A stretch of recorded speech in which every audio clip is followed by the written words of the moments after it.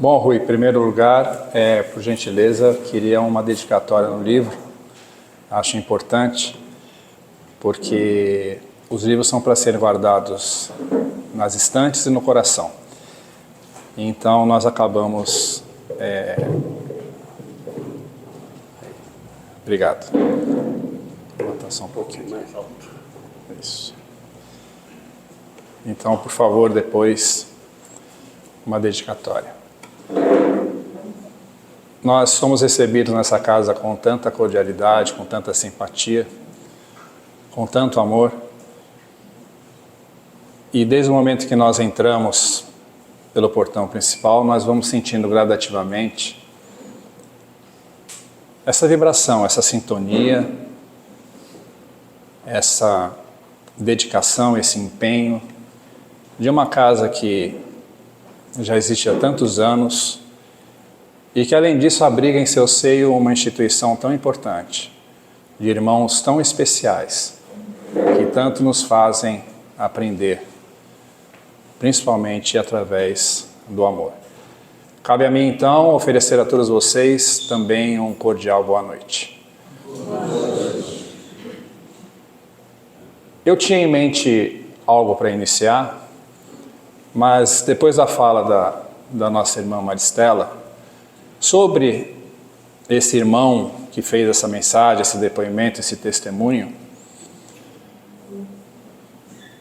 é tão importante nós refletirmos e lembrarmos que a doutrina espírita, como ela disse, como ele relatou, não nos obriga a nada. Não nos diz o que devemos fazer ou não devemos fazer. Ela simplesmente, como ele diz, de forma simples, ela nos mostra um caminho e nos diz que através do livre-arbítrio nós apenas responderemos pelas consequências. As questões que ouvimos durante a nossa vida, de que Deus castiga, não é verdade. Deus é amor. Deus jamais vai castigar. Simplesmente quem castiga somos nós mesmos. E essa doutrina, cujo um dos alicerces exatamente é a reflexão, é que nos mostra esse caminho. Eu, na última vez que estive aqui, disse que dentro da doutrina não existe hierarquia. E alguns trabalhadores, no final, disseram que gostaram dessa forma de explicação. Por que não ter hierarquia? Porque todos somos iguais. Porque não existe a necessidade de alguém vir aqui na frente e dizer o que você tem que fazer, ou como deve fazer, de uma forma automática. É muito fácil pegarmos um livro, pegarmos um folheto, lermos de forma automática, mas não refletirmos. E tudo que nós falamos aqui também não é obrigação de ninguém concordar. Aí está outra questão. Quando nós refletirmos, nós vamos discordar, concordar, debater de forma saudável e civilizada. E vamos absorver aquilo que realmente vai nos interessar para a nossa vida. E quando estamos aqui reunidos nessa noite, nós estamos numa corrente vibratória que, acreditem, é levada para o nosso lar, é levada para aqueles nossos amigos, para as pessoas que estão enfermas nos hospitais, nos lares, nas casas de repouso, daqueles irmãos e irmãs que estão pelas ruas sem destino, envolvidos nos vícios das drogas, do álcool, e em particular nesses dias no frio. E também o nosso carinho especial, aqueles que perderam entes queridos, que estão em dor e sofrimento. Lembrando que os laços são eternos, não existe adeus, e que certamente nós os encontraremos na pátria espiritual, seremos recebidos por eles, e teremos a oportunidade desse reencontro. Se nós mergulharmos dentro de nós mesmos, lá no fundo do nosso coração, nós vamos perceber que todos nós temos raízes de intolerância.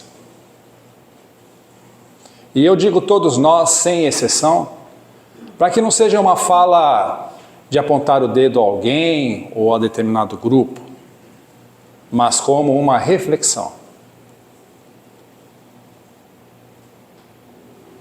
E essa intolerância, que é uma má inclinação que nós temos, claros que uns em dose maior, outros em dose menor, é verdade, nos faz recorrer a de um outro pilar da doutrina espírita, que é o autoconhecimento. Essa intolerância acaba nos trazendo malefícios. Porque se nós observarmos, não existe ninguém que possa ferir a nós do que nós mesmos. Não existe nada que possa ser feito por outra pessoa que nos prejudique mais do que fazemos a nós mesmos. Tanto é que nós chegamos ao extremo de tirar a própria vida. No livro Religião dos Espíritos, de Emmanuel, psicografado por Chico, ele nos mostra um caminho. Ele nos diz, numa frase simples e singela: examina tua própria aflição. Examina a tua própria aflição, para que essa aflição não te traga uma inquietude que te leve a uma tempestade emocional, a uma tempestade emotiva.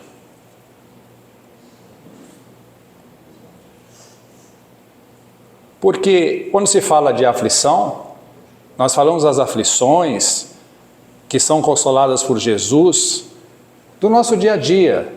Por exemplo, do trabalho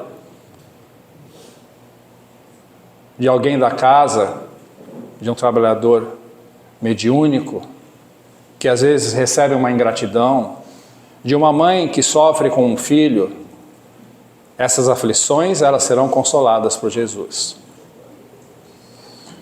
Mas as aflições que são causadas por nós mesmos, através do egoísmo, da falta de amor, essas não serão consoladas. Essas têm que ser educadas. E o Evangelho, ele é um plano educativo. Ele é um plano educativo. Então, quando nós percebemos também que somos eternos aprendizes, alunos, que estamos aqui nessa encarnação para aprender e evoluir, nós podemos fazer uma analogia. Se um aluno tem facilidade com uma matéria, por exemplo, de português, mas tem uma dificuldade com matemática, e ele realmente é alguém que quer evoluir, que está preocupado em prestar um concurso público ou entrar numa faculdade pública, ele vai procurar se aprimorar em matemática. Então, quando nós descobrimos que temos uma má inclinação e reconhecemos que é o primeiro passo, nós temos que procurar aprimorar e melhorar nesse quesito. Então, examinemos as nossas aflições, para que a nossa inquietude não se torne tempestade emocional. Eu estava num aniversário, alguns meses atrás, Era um churrasco com música ao vivo, as pessoas felizes, alegres, tudo ótimo. Os pais do aniversariante, o menino de 18 anos, já tinham vindo na mesa algumas vezes, perguntar se estava tudo bem servido, e nós, sim, com certeza, tudo muito bom.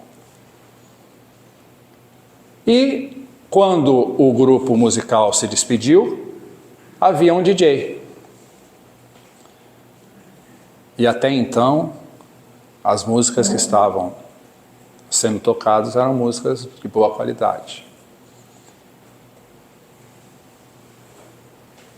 Nesse momento, uma menina, uma adolescente, gritou para o DJ e disse: DJ, não vai tocar um funk? Aquilo me causou uma inquietude. Eu comecei a me mexer na cadeira, comecei a olhar o relógio, que horas eram, mas é falta de educação ir embora antes de cantar o parabéns. Aí eu me levantei, fui dar uma volta, era um local que tinha um espaço externo. Depois fui ao banheiro, lavei o rosto, olhei no espelho e escutei a minha mentora me dizer: examina a tua aflição, para que a sua inquietude não se torne tempestade emocional.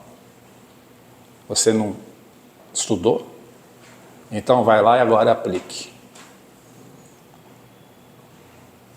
Então eu voltei, tranquilo, e meia hora depois, eu estava até acompanhando o ritmo musical.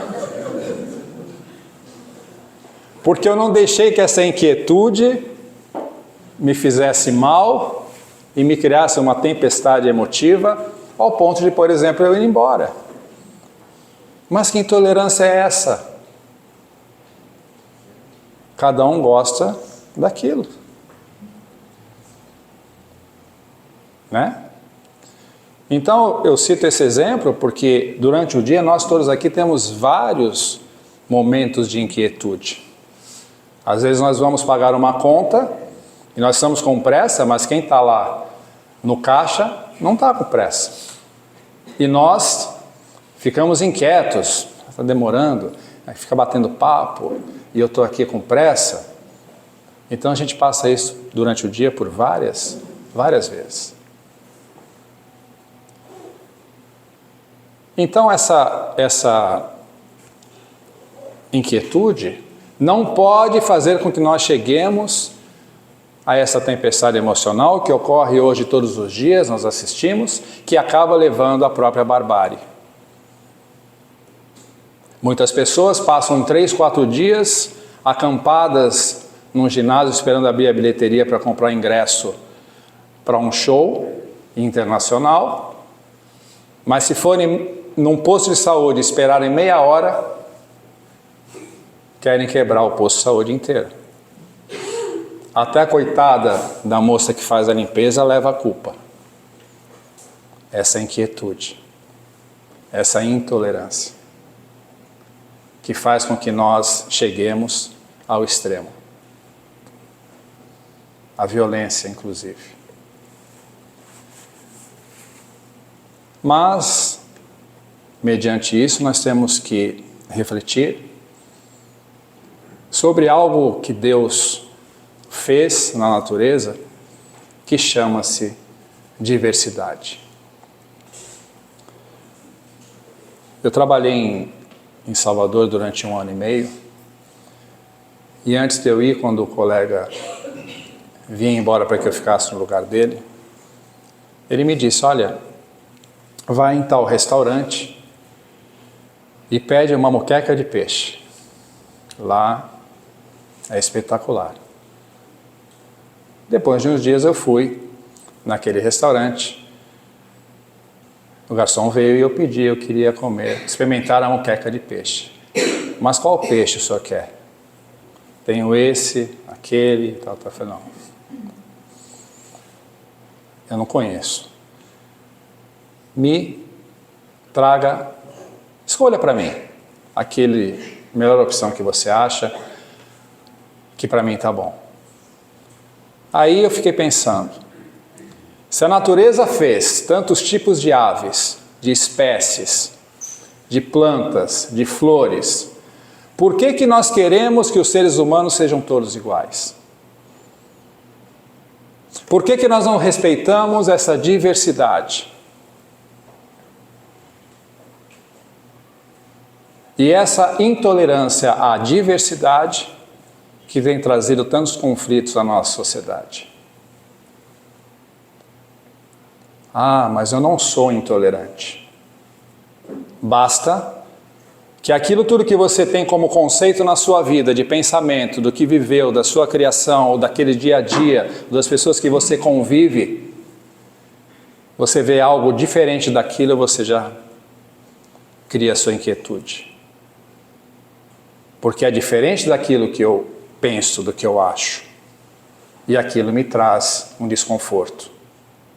Por acaso alguém aqui, quando vai assistir o jogo do seu time preferido, convida os adversários para assistir junto? Não.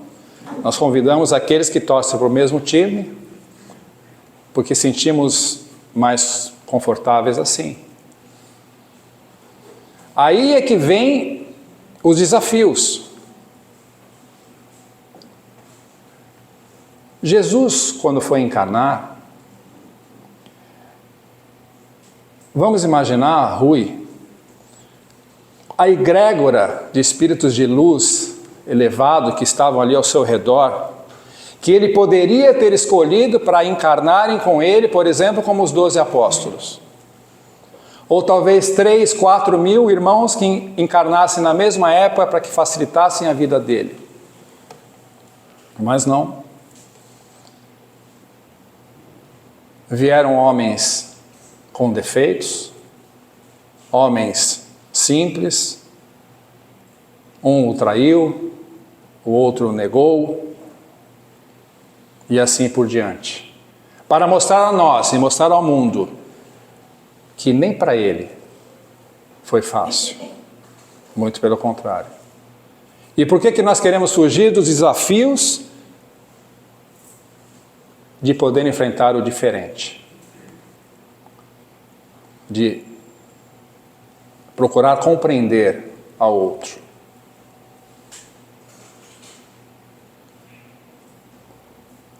Então, quando essa intolerância se faz mais presente, ela acaba levando ao fanatismo. E quando se fala em fanatismo, a gente já chega ao extremo de um homem bomba, uma mulher bomba. Não. Às vezes até a gente tem vontade de explodir alguém. É verdade. Mas isso é o extremo do fanatismo. O fanatismo está nas pequenas coisas do dia a dia. Na política, na sociedade, nas relações familiares. Porque nós temos que procurar o caminho inverso, o caminho da paz. Porque nós precisamos de paz. Paz nas relações afetivas, paz no lar, paz no trabalho, paz no centro espírita, para que possamos conduzir a nossa vida de uma forma mais harmônica. Então, quando a intolerância passa do limite, ela vira o fanatismo. Mas eu não sou fanático. Nós estamos aqui nessa noite para refletir sobre isso. Nós excluímos alguém da nossa vida por pensar diferente de nós? Pensemos. Nós criamos conflitos, às vezes desnecessários, porque não concordamos com a opinião do outro? Eu estava participando de um culto ecumênico, isso antes da pandemia, e tinha uma menina de uma escola, acho que do Ateneu Santista, que estava fazendo um jornalzinho. Então ela veio perguntar, né? Tinha lá o padre, tinha o pastor, tinha o sheik, tinha eu. E a pergunta era: para a doutrina espírita, né, no caso, quem é Jesus? Aí eu perguntei a ela, você já escutou falar dele? Ela, sim, eu faço catecismo na igreja da Pompeia. Que bom. Então eu faço uma pergunta, e eu vou te devolver a pergunta. Pelo que você conhece dele, você acha que ele ofenderia, agrediria alguém por pensar diferente dele? Você acha que ele excluiria alguém da vida dele por não ser aquilo que ele imagina que deveria ser? Nós temos mais facilidade em excluir da nossa vida e nos afastar do que procurar entender ao outro. E às vezes nesse momento de tempestade emocional, nós fazemos bobagem e depois nos arrependemos. Eu vou repetir. Cuida da tua aflição, para que essa inquietude não te transforme em tempestade emocional. Porque essa tempestade emocional é que vai nos ferir lá na frente, vai nos machucar e vai nos destruir. Então é importante essa reflexão. Essa intolerância que está em todos os dias na nossa vida, em todos os setores, ela não é do Mestre Jesus. E se nós nos dizemos cristãos, nós temos que procurar seguir. Nós somos perfeitos, não somos perfeitos. Somos falíveis. Estamos aqui em aprendizado. Mas, se o aluno não procurar desenvolver aquilo que ele tem mais dificuldade, que ele sabe e reconhece a sua deficiência, ele não vai alcançar o êxito. Eu trabalhava em uma empresa há uns anos atrás, e nós abastecíamos o carro em um posto de gasolina ali próximo.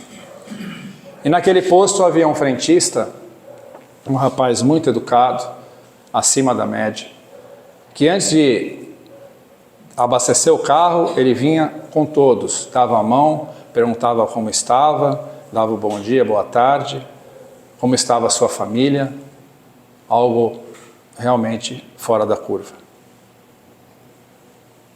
E depois de uns dias, eu não o vi mais no posto, perguntei para outro frentista, eu nem sabia o nome dele, mas aquele rapaz, o que aconteceu?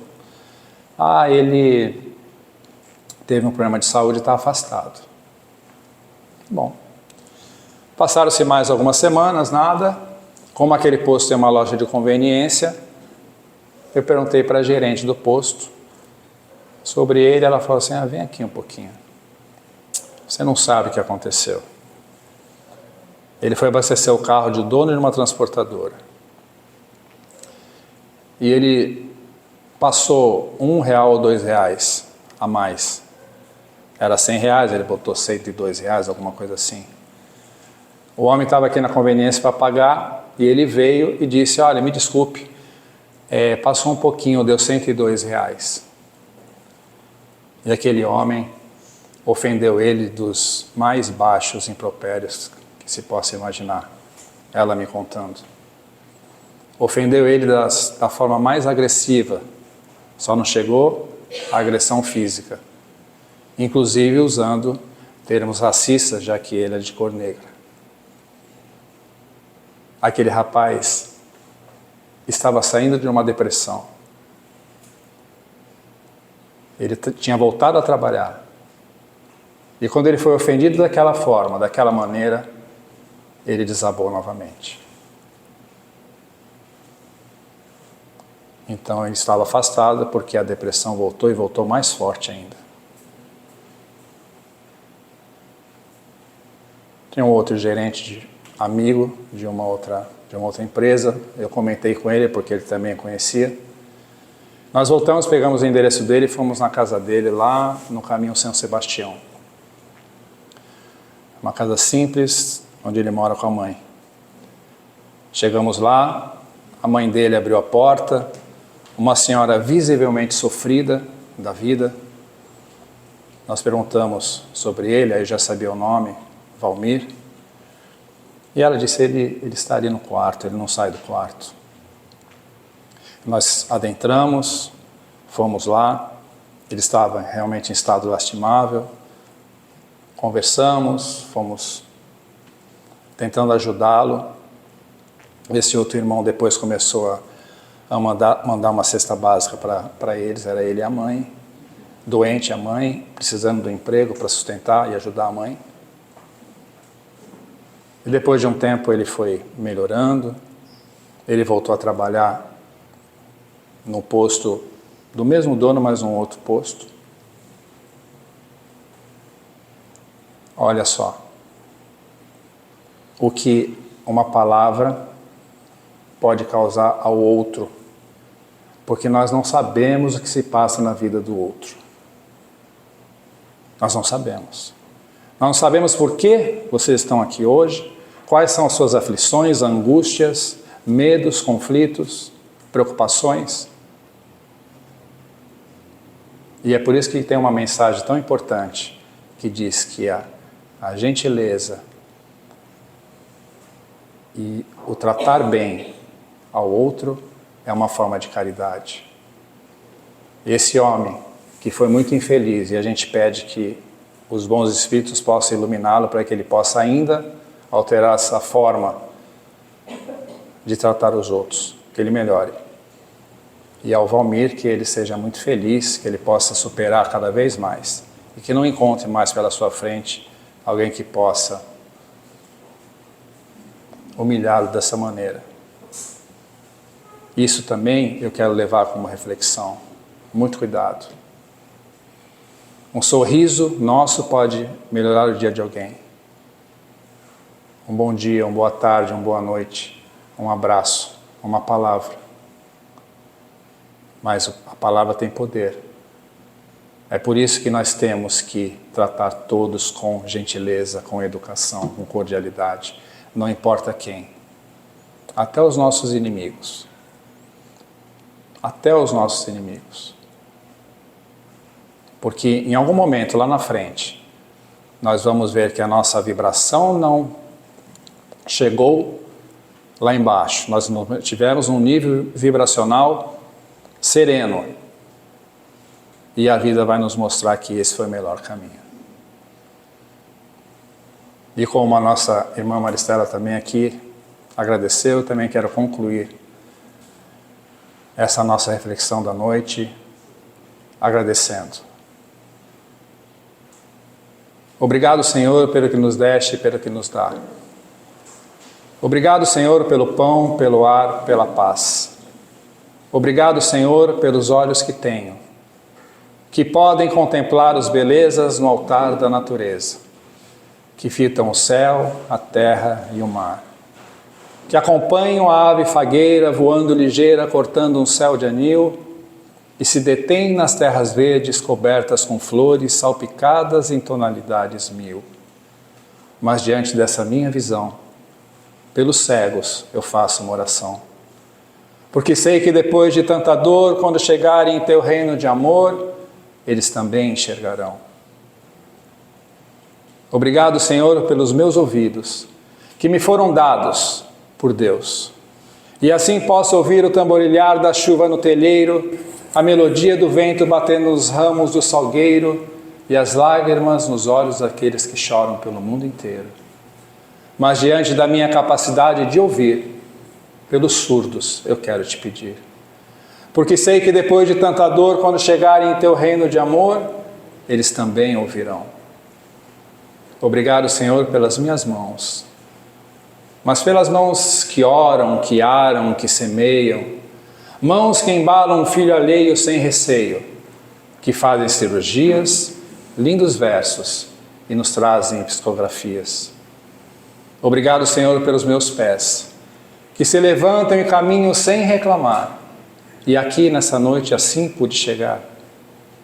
Olho para a terra e vejo desesperados, amputados, paralisados, mutilados, e eu, Senhor, até posso bailar. Oro por eles, porque sei que depois de tanta dor, quando chegarem em teu reino de amor, eles também caminharão. E por fim, quero te agradecer pelo nosso lar. Quão maravilhoso, Senhor, é poder ter um lar. E não importa se for uma mansão ou um simples bangalô, porque o que não pode faltar nele é o amor. O amor de pai, de mãe, de filho, de filha. E nem que seja pela companhia de um cão, pois é tão triste, Senhor, viver na solidão. Mas mesmo que eu não tenha um lar para me acolher, uma cama para me deitar ou um cobertor para me aquecer, eu jamais blasfemarei. Eu jamais reclamarei. Eu simplesmente te direi: obrigado, Senhor, porque eu nasci. Obrigado, Senhor, porque eu creio em Ti. Obrigado, irmão José. Obrigado, Seara de Jesus. Uma boa noite a todos.